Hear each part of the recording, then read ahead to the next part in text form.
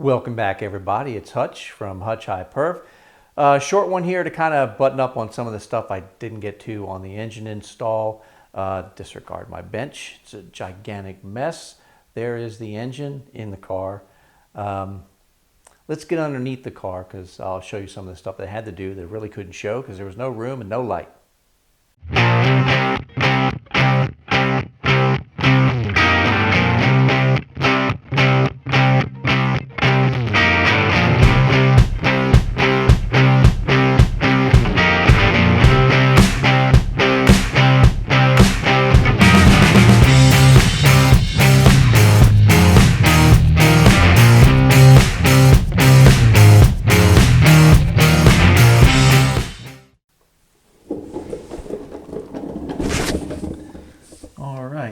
Doesn't that look pretty?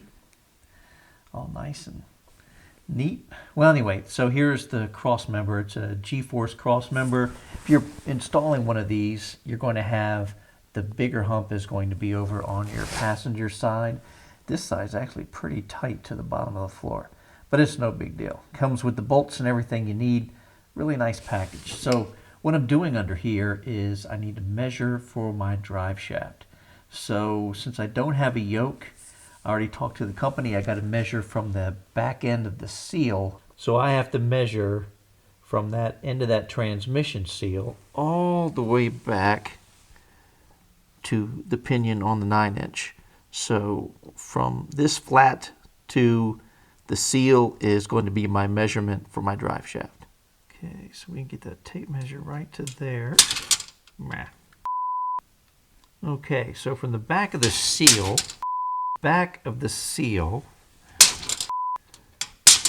from the back of the seal all the way over to here, to the back of that flange. I don't know if you can see that, but it's upside down, but it's 55.5 inches.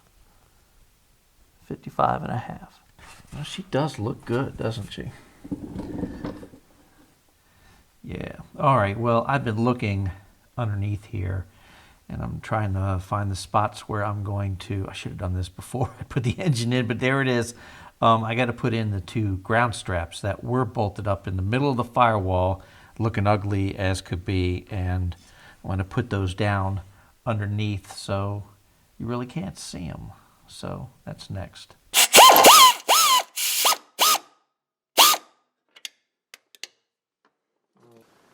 And there's number 2. Right where the floor pan and the firewall come together, there was a hole already there. I just had to enlarge it just a teeny tiny bit. Stainless bolt right through it, and that is connected to the back of the head.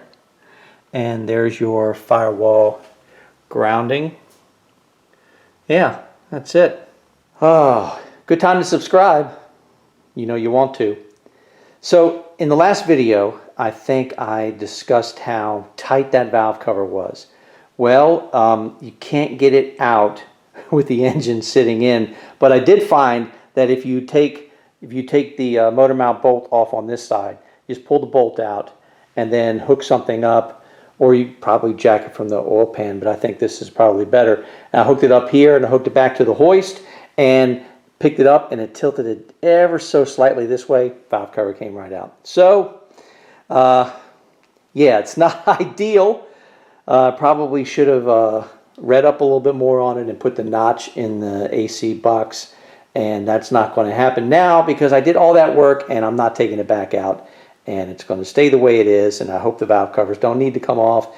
And if they do, I'm just going to have to crawl underneath and take that one bolt out and then jack it up a little bit and it comes right off. Anyway, real quick, down and dirty, just a couple of things I wanted to pass on that didn't get a chance to talk about in the last video just because it was late, I was tired, and it's difficult trying to film anything laying on your back underneath the car. Anyway, that is it for this one. And I'm excited because now I'm going to get the fenders and inner fenders on and get my front core support together, and with all that bolted up, I can start working on the wiring harness. I'm excited about that, so stay tuned for that Probably the next one coming, I will discuss all the different parts and how I went about laying out the harness to see what I needed and what I needed to do. Anyway, I'm rambling on now.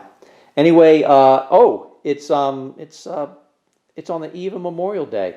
So if you've served at all, and I'm talking first responder, military, fire, ER, any of that stuff, thank you so much for your service. And hope you guys have a good day. And that's it for me. So this is Hutch from Hutch High Perf. Take it easy, guys.